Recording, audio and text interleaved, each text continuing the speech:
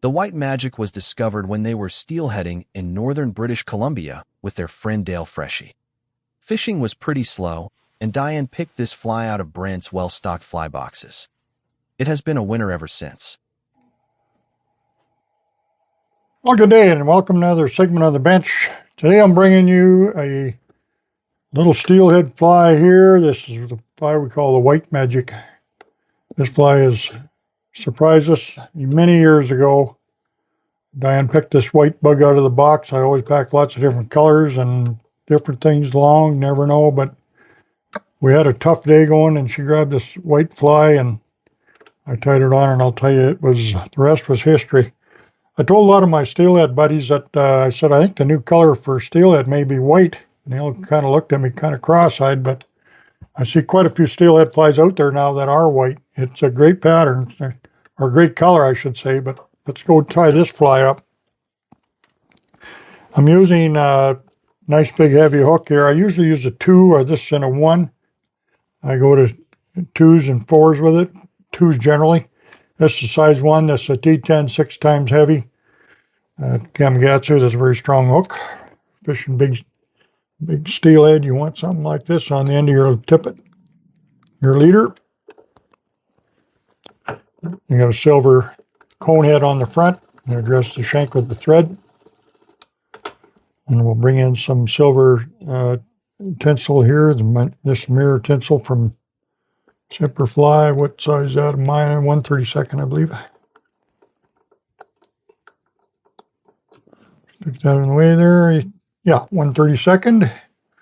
Now for the body, I use this yonder fur from Polar Bear. And we get some really long stuff in there. You can just kind of get that out.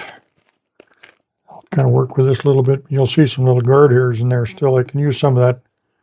Really, I'll blend that up in my hands a little.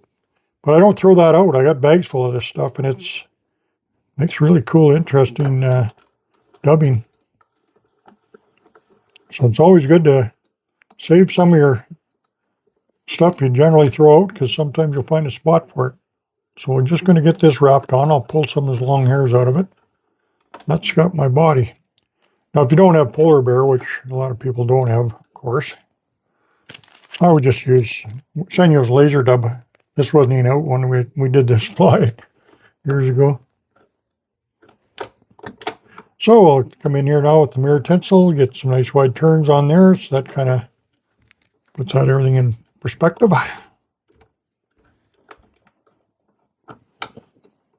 And you can pick that out if you want with a brush or whatever, and it's no big deal. Just gonna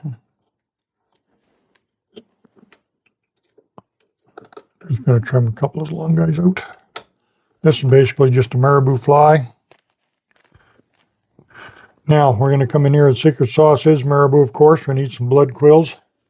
Now, I always tie them in from the butts, and I trim them right down here. And it's nice and heavy in here, and I tie them on perpendicular. This is a secret way of doing this. That's the only way to tie marabou plumes on, in my opinion.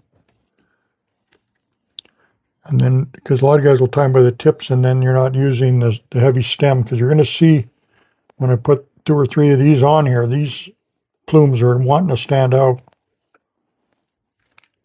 And I'll tie that off. Wrap it back itself. There's another one. But you see the stem is just whatever will get turned around that shank. I don't want, if it's too heavy, it won't go around the shank, of course. It comes off perpendicular, tied at 90 degrees from the shank. A lot of marabou flies are tied improperly, in my opinion. You get them wet, and all they do is that marabou just goes flat against the back. It just looks like a stick. It might breathe a little bit, but this pulsates, and this is the action I want. That is, I've got a lot of flies tied with these kind of collars, and can't emphasize the effectiveness. So that's a pretty good head there right now, actually. 2 plumes. You get that wet, it'll be pretty good. I could put 3, I think would be overdoing it. 2's good. So you know when to stop. Okay, so now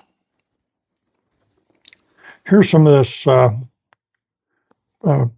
polar chenille, or polar flash, kind of a blue-green. What I was doing at that time when I come out with it was looking for something kind of had a anchovy-looking deal. And so this is where I use these colors on the top. Kind of come off both sides a little bit. But I want to leave it on the top and just kind of feather it out a little bit, make it interesting. Okay. Then the collar, I save all these nice long mallard plank feathers. And we'll come in, I want to just a fairly sparse collar on that, so I'm going to strip the one side off. Cut that stuff off there. And we'll tie it in by the tip.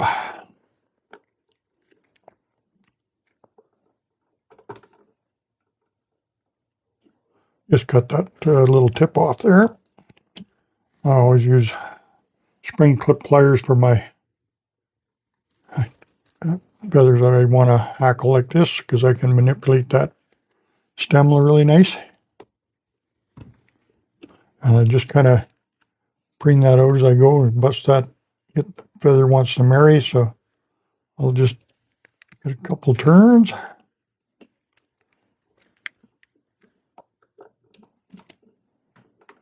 That gives it a nice color.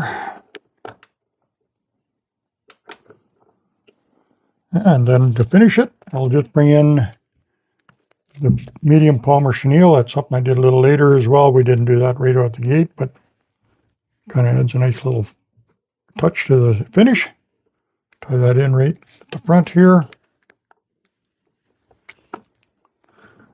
So some of these flies are, this is a fly that's pretty easy to tie really, so you see I got some of this chenille. Some of the times it a little bit curled in the bag, but that's okay. We're going to go catch some steelhead with this. We're not going to hang it on the bed living room wall. So I get my thread right underneath. I'm a whip finish tool. Put some cement on there, and then that'll run right in behind that cone. And there it is. White Magic swims and breathes really, really well. Put a little blood in there. I must have got close to my Gamakatsu hook. Them hooks will bite you. They're very sharp. So thanks for watching, and we'll catch you back here real soon with some more great steelhead flies. Thanks for joining us today with our fly guy Brent Schlenker. Check out his new videos on Brent's YouTube channel and Sport Fishing on the Fly.